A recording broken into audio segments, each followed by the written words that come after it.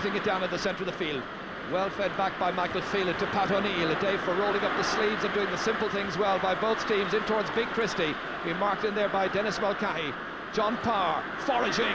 John Parr breaking through, and John Parr scoring. He went straight through the very porous Cork defence to put Kilkenny a goal in front. Kilkenny obviously not happy with the contribution of Eamon Morrissey either, Jerry. He hasn't scored yet in the game and was being outplayed by Brian Corcoran, so they're now trying that right half forward and they'll be hoping he can get a couple of scores. Well, he got just 2 points in last year's final, and you felt that if Kilkenny were to win, he would have to make a big contribution, and it's Tony O'Sullivan who's making the contribution for Cork with his 3rd point. Cork certainly aren't going to die down, and great score there by Tony O'Sullivan, but he's become so good at over the years, coming across the half forward line from a very difficult angle, just taking Cork back that bit closer again. Pat Hartnett beaten for it by DJ Carey. Fumbled in there by Pat Buckley, and it's the other number 8 Phelan who takes it inside towards Liam McCarthy. It's gone! A goal by Liam McCarthy. It could be the most significant score in the match. They need a long clearance. Into the centre it goes towards DJ Carey, met by Pat Hartnett, whipped back in again. Two Kilkenny men go to the one ball down towards Ger Manley. Manley reading, Cork needing a goal. They did it! Manley, the goal scorer. Ger, just as I said, Cork desperately needed a goal, and they're right back in. Brilliant pull on the ball by Pat Hartnett, who beat DJ Carey to the pull. And again, loose play inside around the square. Ger Manley gathers in well, takes on the defence, and just as we saw earlier, kicks the ball again. The roof of the net. It's not over yet. There hasn't been a draw in the All-Ireland Series in the final since 1959, a long time ago. John Parr back there to deny. Tomas Mulcahy, pulsating stuff. John Parr brilliantly out of defence. Way down towards Michael Phelan, stopped in there by Shawnee McCarthy. Across towards Adrian Ronan, battling the whole time with Brian Corcoran. Ronan tried to deny Corcoran space, it succeeds. In comes Michael Phelan. Kilkenny wanting to hold on now to their 3-point advantage and lift their first McCarthy Cup for 9 years. That looks good, it's excellent, and Ronan has put it over the bar. I thought we could win that game, and when I look back on it, I still think we could have won it. Again, there's this thing in Cork that we don't like the rain, and we looked out the window that morning and it was raining again. We just didn't play well in the day. I remember Kevin Hennessy and John Fitzgibbon swapped places, which didn't work out either, but the team never took off. And while we came near them, it was another disappointing defeat. It's one I thought we could have won, but we didn't. Hurling is, well, to me and to all of us, to the whole lot of us, you know, it is, if we didn't have it, sure, where would it be going and what would it be doing? And it's just a huge thing in Ireland. It's a huge part of our lives. And as a game, it's unsurpassed and couldn't be surpassed. It's the outstanding game, obviously to us, anywhere. But the level of skill, and you know, I mean, we're here in Kilkenny and we see our young lads growing up looking at the Henry Shefflins and the DJ Careys and these lads. And you know, what it means to them and what it does for them. The same with Cork. When the inspiration that all young players get from the top class Cork hurling players, and every other county the same thing. And you know, we just, all of us have to just continue to work and strive to make sure that the game of hurling stays alive and well. Wexford and Cork met in 3 classic games in the 1993 league final. Dropping it back in. Oh, wonderful feeling by Ger Cush. What Brian Corcoran can do on Lee's side, Cush can do it on Slaney's side. Eamon Scallon sending it across. Tom Dempsey, and it's Corcoran again. With or without a hurley, this man can inspire. He's only 20 years of age. Down towards Pat Buckley. Sean Flood pulling it up first time. Underneath it, all alone, is Teddy McCarthy. I don't know what he was intending to do there, but anyway, it's still Cork that have it. It's Pat Buckley from Milford trying to get inside. Dave Guiney, good position, drops it in, and Fitzhenry makes the mistake, and Manley puts it into the net. A goal for Cork just when they so badly needed it, and it's the keeper from Wexford that this time makes the error. Teddy McCarthy knocking it down to another McCarthy, Shawnee. That's a great point by Sean McCarthy. 2 points, the all-star from Ballinhassig has got in the league final. So Wexford do introduce Billy Byrne. Brian Corcoran. Sean Flood with Pat Buckley. Comes back outside to Barry Egan. To Germain Lay. And the corner forwards combine to set up the lead for the Leesiders. Germain Lay and Barry Egan combining well here. The two young players have done very well for Cork today, particularly in the second half. And that's a difficult chance. He takes his point brilliantly. And he's had an outstanding game today. In towards Eamon Cleary. Inside Martin Story. Oh, well done. Pat Hartnett comes back outside. And that's the equaliser. Wexford, thanks to Larry Murphy, are level once more in Semple Stadium. Brilliant point by Larry Murphy, and you can see here the ball breaks out. Pat Hartnett's coming back. Tremendous interception by Pat Hartnett, but luckily for Wexford it falls to Larry Murphy, who has also played very well today, and tremendous point again at a vital stage. We won't go home tonight, Jimmy Barry.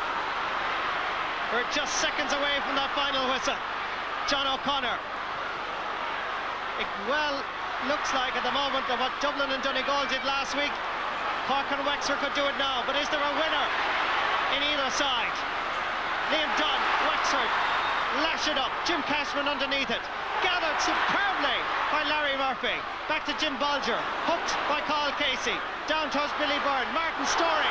One man who can score a point. The Story is fouled. And a free in. It must be the last puck of the match. And Wexford, Martin Story fouled by Pat Hartnett. Yes, well, Martin Story again doing what he's best at, taking on the defence, gets inside Pat Hartnett. His hurley is actually full there, but he's tripped as well. And the referee, very good, had to give a free, no question about it. But a vital free, not an easy free for Wexford. This is, I can tell you, against the wind. And I'm not sure who's taken Martin. Eamon Scallon has been taking the frees all day, but I wouldn't be surprised if they'd bring up John O'Connor for this one. He's a very active free taker. And it is John O'Connor that's being called up. And I have a funny feeling that Willie Barrett told Martin Story that he has to score direct. They had a brief conversation. 30 minutes, 49 seconds by my stopwatch. We're into injury time. Well, Marty, he should get it, but they're never easy at this stage, and what a time it is for Wexford to try and win their first title in such a long time. Now, the pressure is on John O'Connor from Pearstown. Can he get a winner that would win the league title for Wexford for the first time in 20 years? He sends it wide.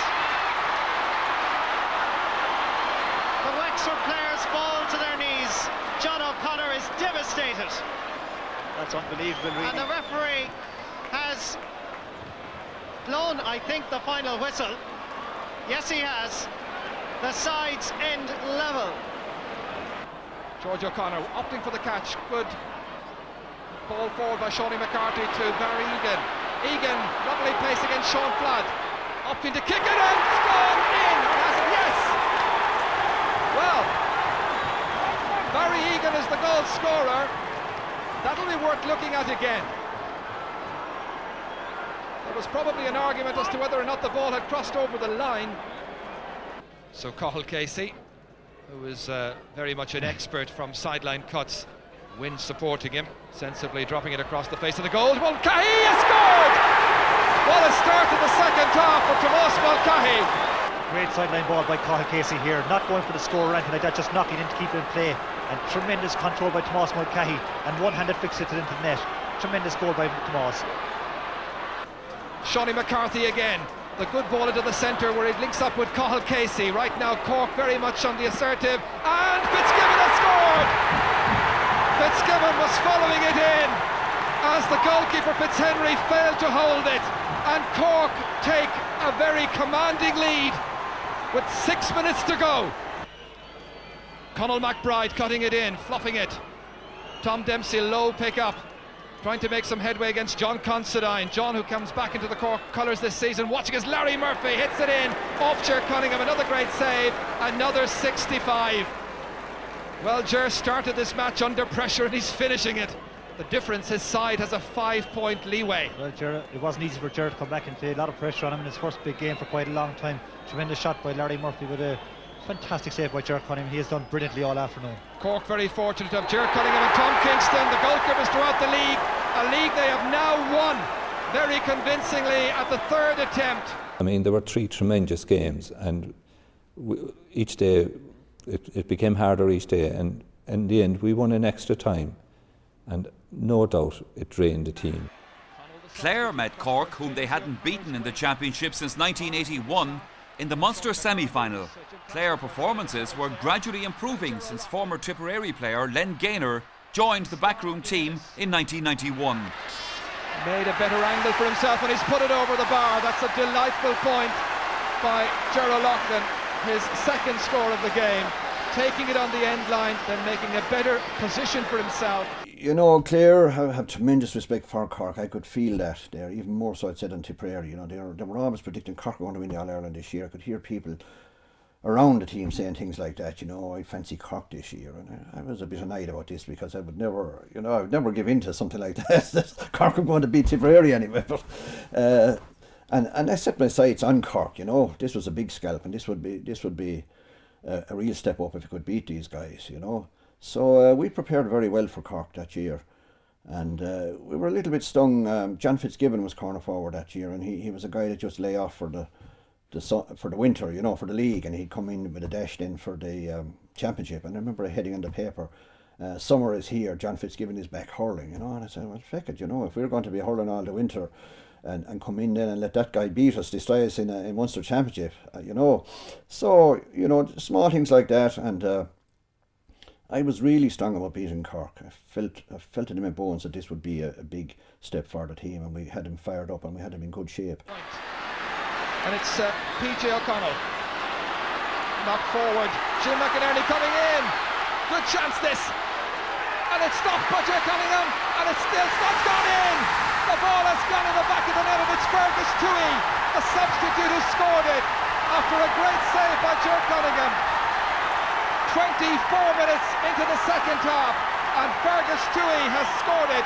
It was a wet day, which Cork really, I suppose, don't like. But, well, they say they don't like anyway, but Clare hurled tremendous on the day. You know, I'll never forget Anthony Daly's display that day at full back. There were ball after ball coming out of the square, and not alone was he clearing them, he was driving them a mile down the field, you know. And we got on top of Cork, we got a grip on the game, and we really, the players lifted. And we came away with a win, a surprising win, but a huge win from our point of view. Cork and Limerick met in the first round in 1994. Cathal Casey has just picked up a little nick over the right eye there.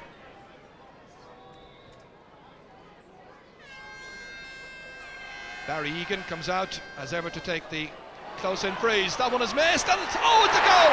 Mark Mullins. A goal by Mark Mullins of the Piercing after 12, nearly 13 minutes of the first half. Gathered here by Cathal Casey, trying to make some headway. It's Mark Mullins, easily getting the measure of Declan Nash, showing great pace as well. Nicely inside here, that's Ger Manley, and that's a great goal. That's a brilliant goal by Manley.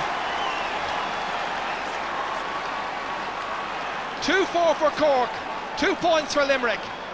Clark from Kilmallock in there in the thick of the action. Number 5 getting the assistance from Frankie Carroll. Playing it down here to Pat Heffernan, that goal scorer, cleverly taking it away from the attentions of Sean O'Gorman. Bidding to set up another attack towards Gary Kirby. Kirby coming in brilliantly. That's a great goal. That's a superb goal.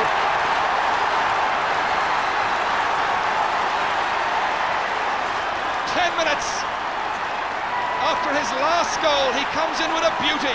94 was a classic game. I think there was about 8 goals even in it. You know, it was a rainy day. Like, they went about 8 points up on us when we came back. We looked at them buried after about the first 15-20 minutes.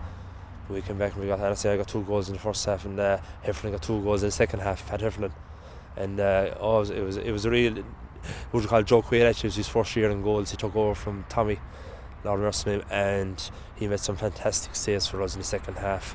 But what I remember me was the standing ovation we got going off the field. You know, it meant so much to the Limerick people, like, to have beaten Cork in Limerick. Inside towards Tony O'Sullivan, releasing it outside to Barry Egan, going for the point, perhaps a goal. Oh, that's a great save! He was headed for the top right hand corner. That's an absolutely splendid piece of goalkeeping by Joe Quaid. Well, Tommy could hardly have done any better. There was a point there for the taking, certainly, for Barry Egan, but he appeared to be placing it into the top right hand corner.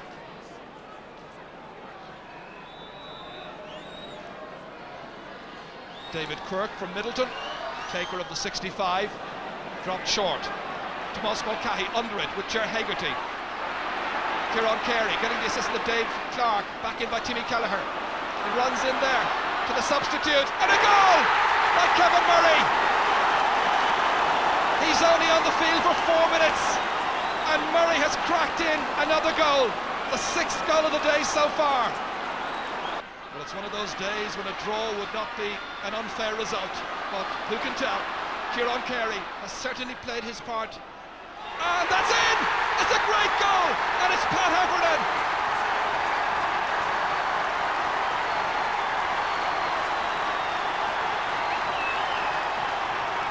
Following their league final defeat by Kilkenny, many Clare supporters didn't even travel to Thurles for the 95 Munster semi-final against Cork.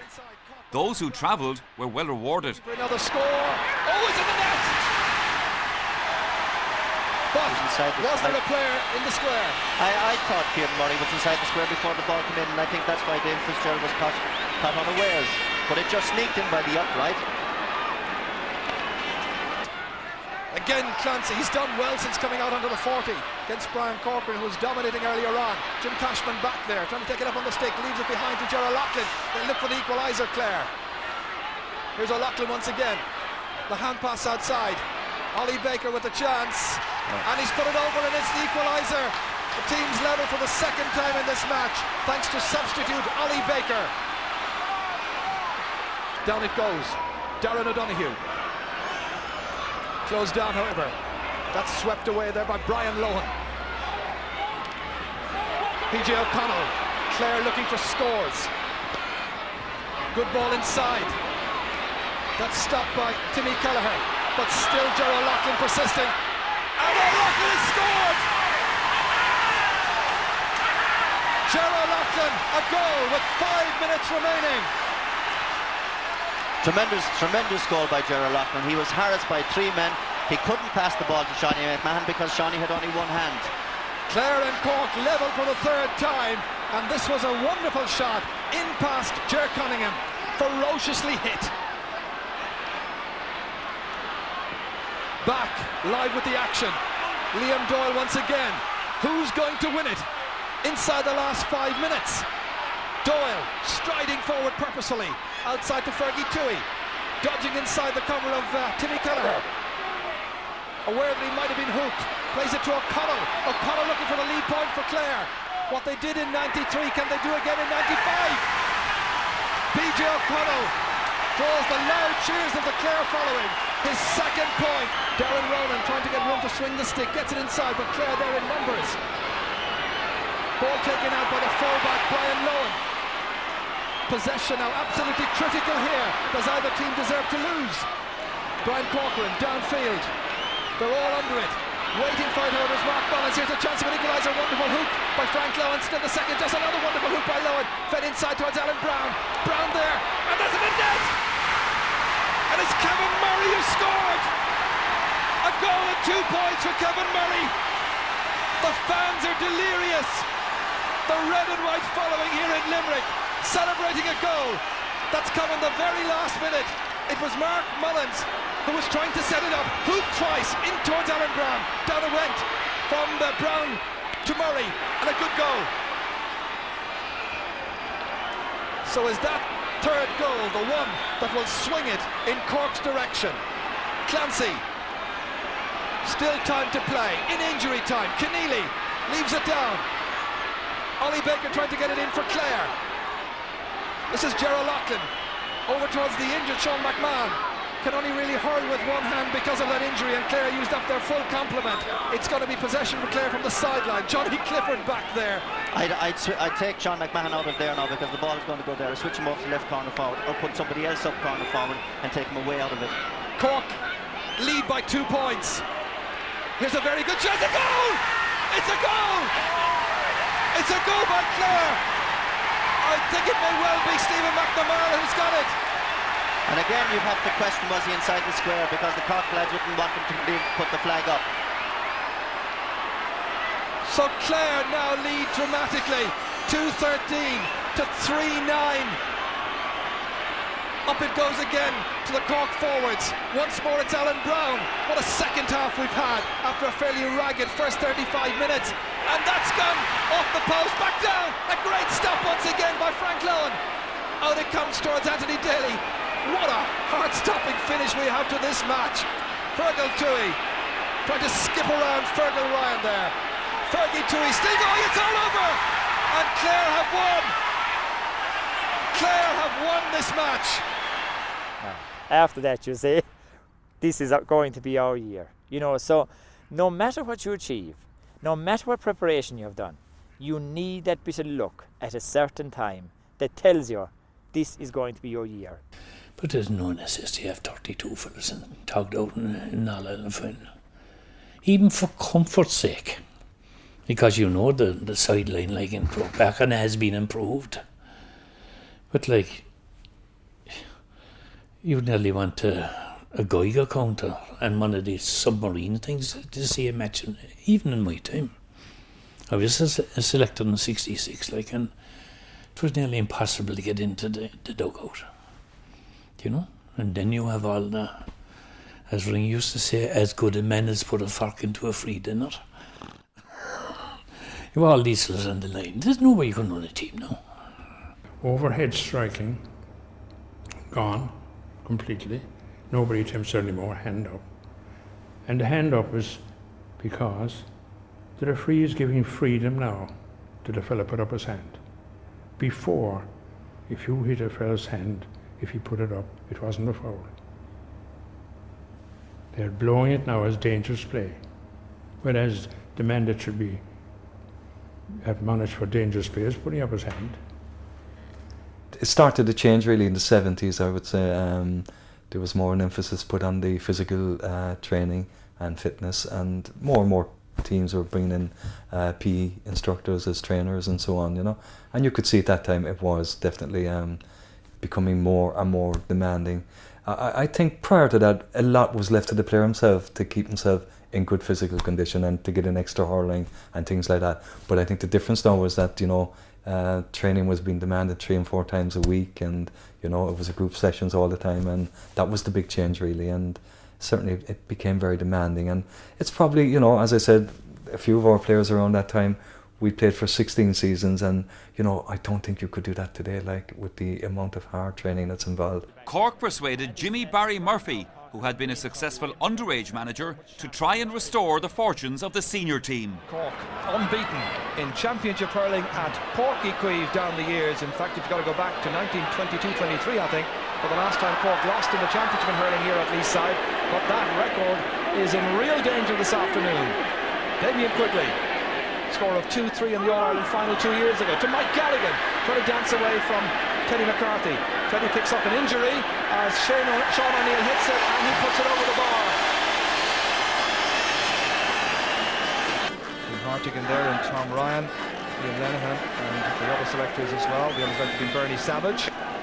They'll be very pleased. They played against the wind. Okay, we heard that it's a swirling breeze, but psychologically it'll give Limerick a huge edge. Oh, here's Alan Brown. Yes. He's hit the goal. What are we talking about psychological edges? Close to half-time, Cork have gone in front for the first time in the match. A goal after 32 minutes.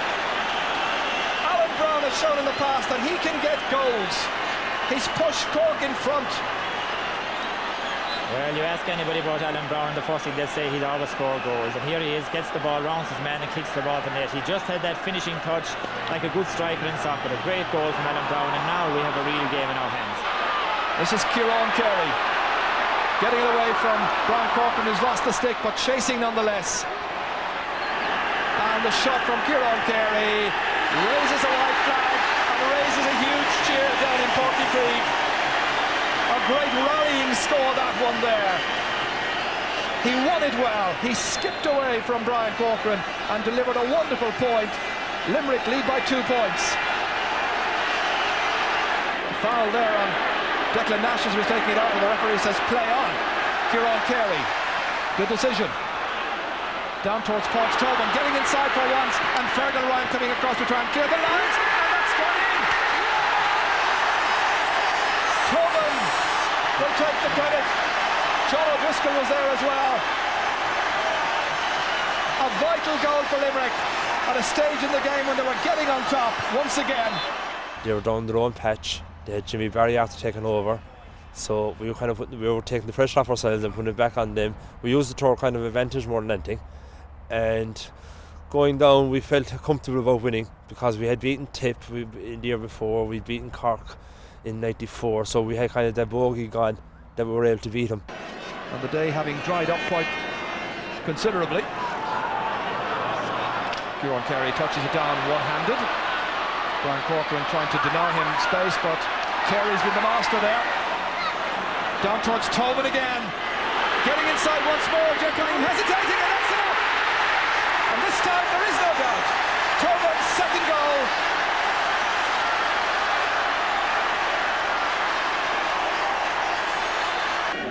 Tom Ryan there concentrating on the last couple of minutes here.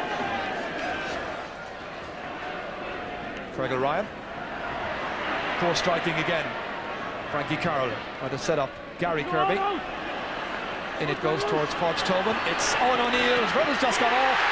And Limerick are well and truly in the next round of the Munster Championship. We seemed to get scores at our ease. They were struggling. They didn't seem things didn't go right for them, which was always the case. It was always the opposite.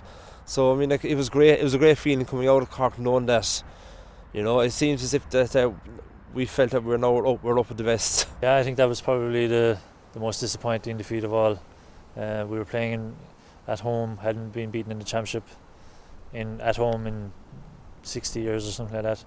So I think the way we went out against Limerick that day was very disappointing, and you know, definitely when we walked off that pitch, the future of Cork hurling looked very bleak. Honest and say, it was naive enough to think we'd do it in our first year. I mean, you always think in Cork when you're taking on the job that you have a chance every year, but I'd have to say that reality soon set in, and I suppose when you're down the park being hammered by Limerick in the manner we were, and you know, being beaten so tamely, it hurt badly, because you know it is your team, in effect you're in charge of it, and you feel responsible to the whole Cork public who support the hurling team.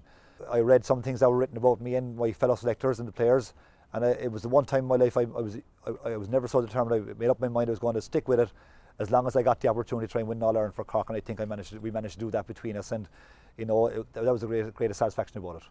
That year in '97 they changed a lot of faces, brought in some of the newer and younger players, and it seemed to add a bit of life to the whole thing again. Clare met Cork in the 1997 Munster semi-final. Clare had beaten Cork in their two previous meetings in '93 and '95. Cork now hadn't won a first-round match since 1992. Timmy Keller is the player who's chasing. Brian Corcoran in next to try and dispossess him. Support outside from Colin Lynch. And it's Anthony Daly who swings it in, however, and Anthony Daly has got the point.